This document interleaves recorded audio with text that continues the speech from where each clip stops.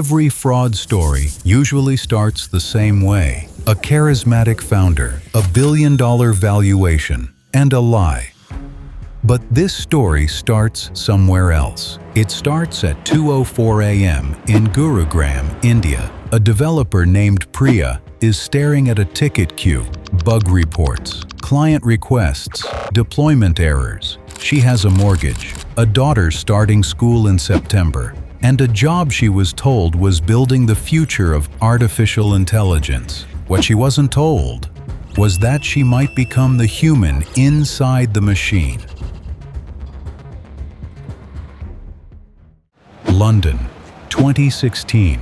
A startup appears with a pitch so simple it feels inevitable. Build software as easily as ordering a pizza. Describe the app you want, and an AI assistant named Natasha builds it for you. No developers, no complexity, no waiting months for code, just AI. Investors loved the idea. The company, originally launched as Engineer.ai, rebranded to Builder.ai. Money poured in, hundreds of millions of dollars in funding, backed by major global investors. A valuation climbing toward $1.5 billion. Builder.ai had become, on paper, a Silicon Valley-style unicorn, a company valued at over $1 billion before it had proven its model worked. At the center of it all was the founder, Sachin Dev Duggal. He didn't call himself CEO, he called himself Chief Wizard. Magazine covers followed, awards followed. From the outside, Builder.ai looked like the future of software. But inside the company, the reality was more complicated, and someone inside noticed early.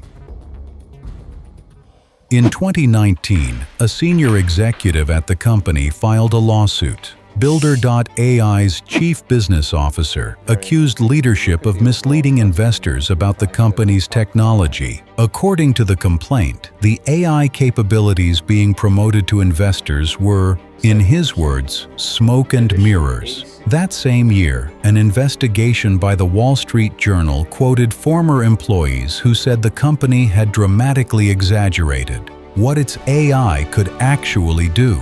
What some would later call one of the most audacious AI scams of the startup era had already been reported. In public, in writing, the company denied wrongdoing. Executives insisted the system was simply human-assisted AI. The lawsuit was eventually settled, the headlines faded, and the funding rounds kept coming, which raises a strange question. If the warnings were already public, why did investors keep writing checks? We'll come back to that, because to understand the real story of Builder.ai, you have to understand the job inside the system. Karthik is staring at a message on his screen. A client, furious. You said this was AI-powered. Why is it taking so long? He knows the answer. He just can't say it. Karthik's official title at Builder.ai was productologist. It sounded futuristic, very AI era, but the job was surprisingly human. He would talk to clients, understand what they wanted to build, and translate those ideas into development tasks. Behind the scenes, networks of engineers, many in India and Eastern Europe, would actually build the product. The AI assistant, Natasha, helped organize requirements, but much of the real work still required people. Clients were often told that AI was doing the majority of the development, sometimes more than 80%, and occasionally, like right now, with that client's message sitting on Karthik's screen, the mismatch became impossible to ignore. What do you say when the product your company is selling isn't quite the product you're building? Most employees did the only thing they could. They kept working because they had mortgages, families, careers, and because at that point, Builder.ai still looked like a rocket ship until the numbers stopped making sense. But here's the strange part. Even after the whistleblower lawsuit, even after the Wall Street Journal investigation, Builder.ai didn't collapse. It actually raised even more money. hundreds of millions of dollars from some of the most sophisticated investors in the world, which raises a much bigger question. How did a company surrounded by warnings convince so many smart people to keep believing the story? To answer that, you have to follow the money. When Builder.ai finally collapsed, one headline spread across the internet. Hundreds of engineers were secretly pretending to be AI. It was a viral story, and it was also misleading. Builder.ai did build real technology. Engineers created systems that could generate code, run automated tests, and assemble applications from reusable components. The fraud wasn't that the AI didn't exist. The fraud was in the numbers. Investigations later revealed something far more serious. Builder.ai had reportedly claimed over $200 million in annual revenue, but internal figures suggested the real number was closer to $50 million. That's not a small accounting mistake. That's corporate fraud, dressed up as ambition. Even more troubling were allegations of round-tripping revenue. According to reports, Builder.ai exchanged invoices with another company for services that often didn't exist. Money would leave one company, then come back as revenue. On paper, growth looked explosive. In reality, the business fundamentals were far weaker. And yet, despite every warning sign, the funding kept flowing. Why? Because the timing could not have been better or worse. By the mid-2020s, AI had become the most dominant force in venture capital. In just a few years, global investors poured over $150 billion into AI startups and nearly $300 billion across the broader boom. Investors were terrified of missing the next transformational platform, the next open AI, the next generational technology shift. And in an AI gold rush, skepticism becomes expensive.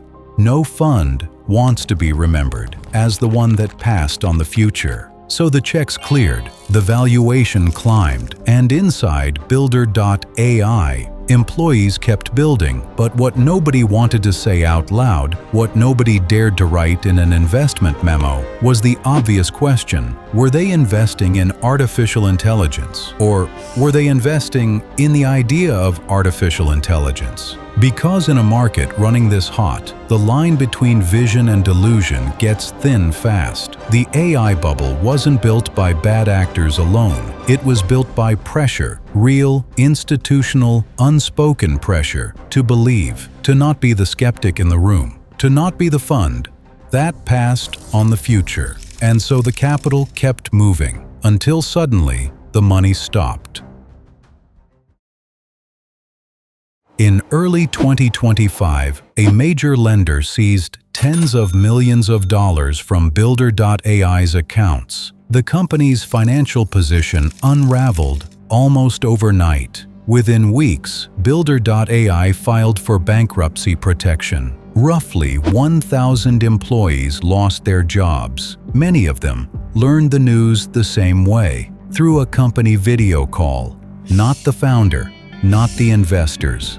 The engineers, the support teams, the productologists who had spent years translating human ideas into software. People like Priya, people like Karthik, they updated their resumes and hoped the headlines wouldn't follow them. The viral narrative said hundreds of engineers had been pretending to be AI.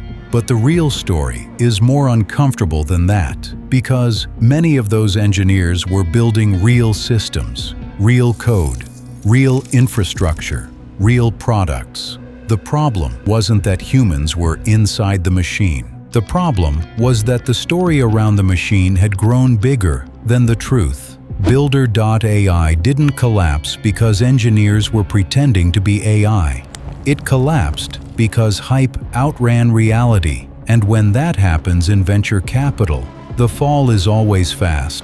Builder.ai raised hundreds of millions of dollars, reached a $1 billion valuation, and collapsed in less than a decade. But the most important question isn't about Builder.ai. It's about the companies being funded right now. Because somewhere today, another startup is pitching investors on technology that isn't quite finished yet.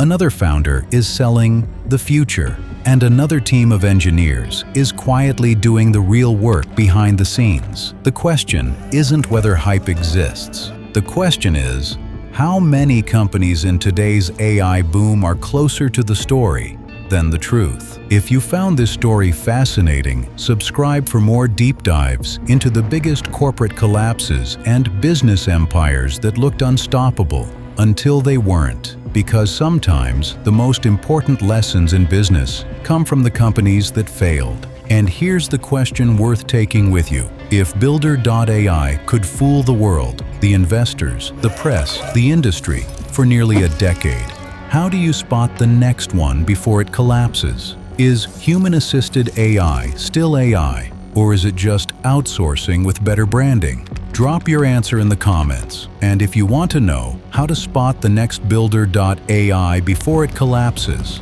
that's the next video. Don't miss it.